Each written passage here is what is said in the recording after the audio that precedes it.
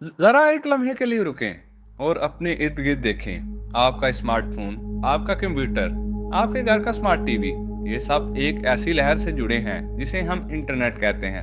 हमें लगता है कि ये सब कुछ जादुई तौर पर फजाओं में सफर करता है, बादलों के जरिए एक मुल्क से दूसरे मुल्क पहुंचता है। हमें बचपन से क्लाउड कंप्यूटिंग का लफ्ज सिखाया गया है, जिसने हमारे जहनों में ये नक्श बिठा दिया है कि इंटरनेट शायद आसमानों पर बसता है, मगर सच इससे कहीं ज्यादा अजीब और थोड़ा खौफनाक है।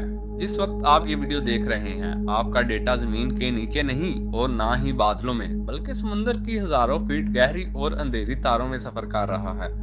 वहां जहां सूरज की रोशनी भी नहीं पहुंचती, जहां दर्जा हरारत नुक्ता जमात के करीब होता है और दबाव इतना है कि लोहा भी पिचक जाए। मां इंसानियत का सबसे बड़ा और अहम तरीन जाल बिछा हुआ है। ये वो सब मेन केबल्स हैं जो बड़े आज़मों को आपस में जोड़ती हैं। ये बाल के बराबर शीशे के रेशे हैं, लेकिन इन पर पूरी दुनिया की मशीयत कायम है। अगर आज रात ये तारें काट दी जाएं, तो कल की सुबह कैसी होगी?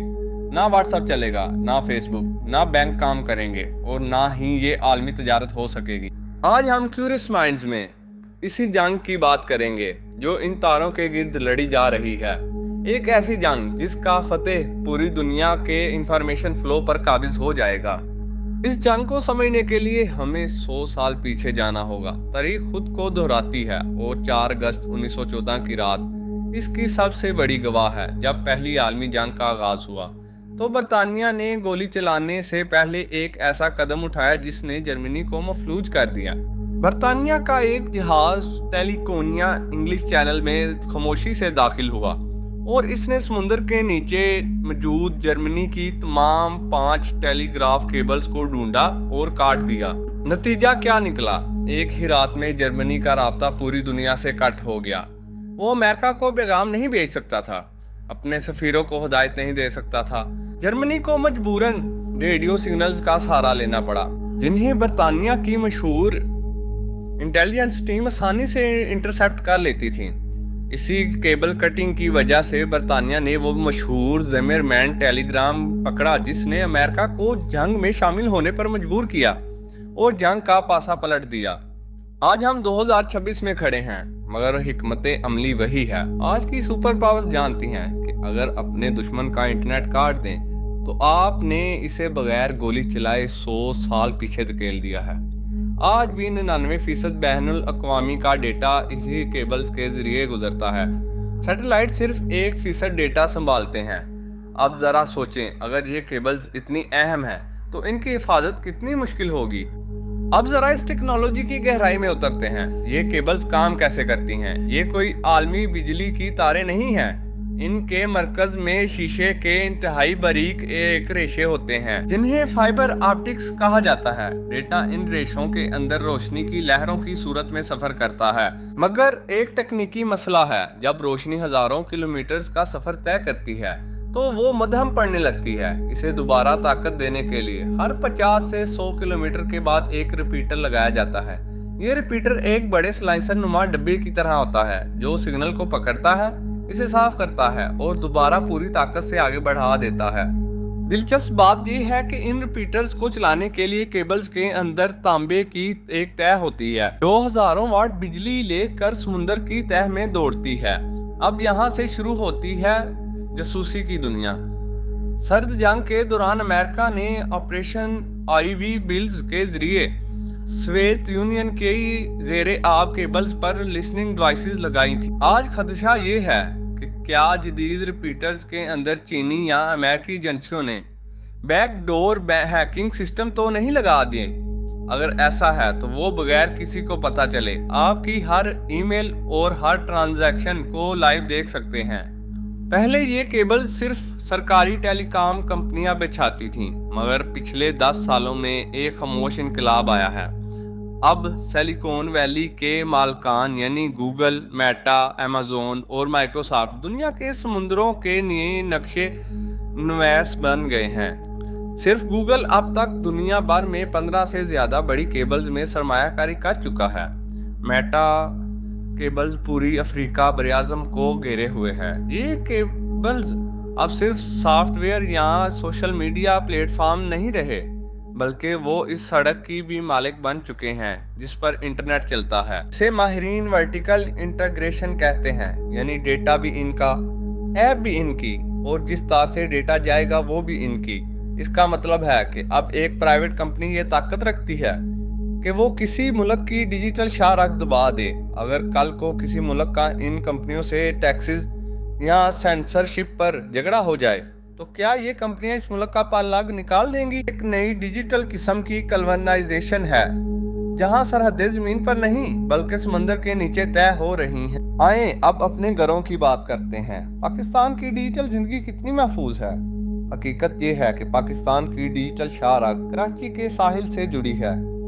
हमारी तमाम बैनुल अक़वामी केबल्स जैसे SEA, MEWE और IMEWE कराची के करीब समंदर से गुजरती हैं। माजी में हमने देखा कि जब भी कराची के करीब किसी भी बहरे जहाज ने गलती से अपना एंकर गिराया और वो केबल से टकरा गया तो पूरे मुल्क में इंटरनेट की रफ्तार सुस्त हो गई या मुकम्मल ब्लैक आउट हो गया। ये एक सिंगल पॉइंट ऑफ फेलियर है। जंग की सूरत में अगर कोई दुश्मन आप दोस्त सिर्फ इन चंद तारों को काट दे तो पाकिस्तान की एटमी पावर तो महफूज रहेगी, लेकिन हमारी बैंकिंग सिस्टम, ई कॉमर्स और आम शहरी का राब्ता दुनिया से कट जाएगा।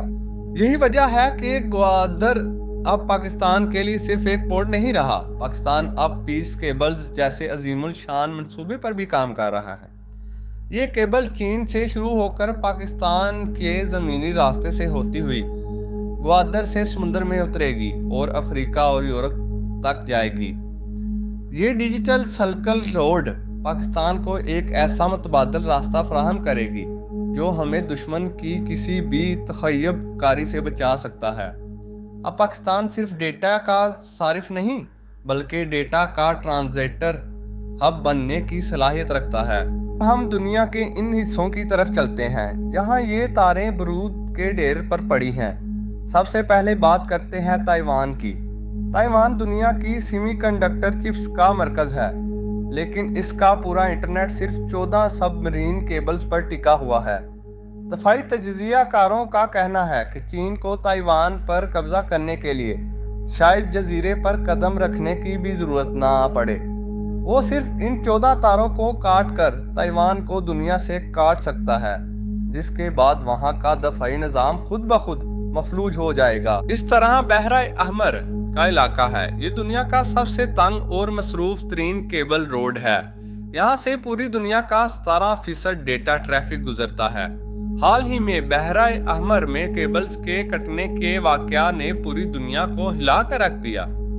जब यमन के करीब केबल्स मुतासिर हुई तो इसका असर वियतनाम से लेकर लंदन तक महसूस किया गया। ये वो चौक पॉइंट है जहां जगराफियाई सियासत और टेक्नोलॉजी आपस में टकराती हैं।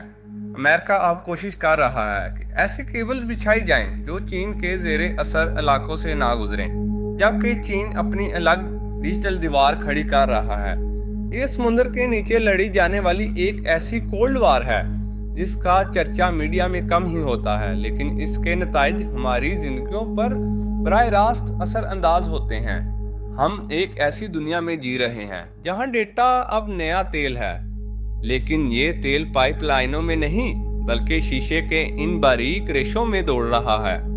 समुद्र के नीचे लड़ी जाने वाली ये जंग हमें ये सिखाती है कि हमारी आज़ादी, हमारी मशीयत और हमारी तरक्की कितनी नाजुक बुनियादों पर खड़ी है। एलोन मस्क या स्टारलिंक या सैटेलाइट इंटरनेट अभी इस पोजीशन में नहीं कि वो इन ऑनलाइन केबल्स का मुतबादल बन सके।